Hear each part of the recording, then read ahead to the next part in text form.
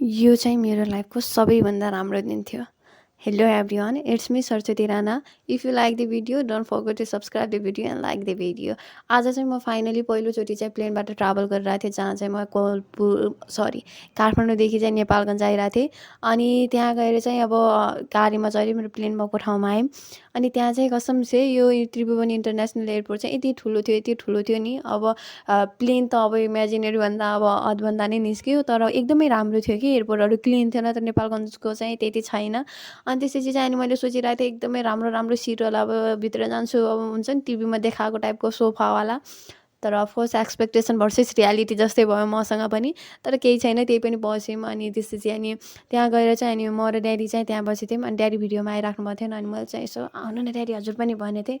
अनि ड्याडी पनि फाइनली देखा पर्नुभयो। अनि त्यसपछि चाहिँ फाइनली चाहिँ एरोप्लेन चाहिँ आफ्टर अ लङ टाइम चाहिँ टेक अफ गऱ्यो। अनि त्यसपछि अनि हामी चाहिँ अब उड्ने बेला हर्टबिट तेज हुन्छ नि, त्यो चाहिँ केही नै भएन मसँग।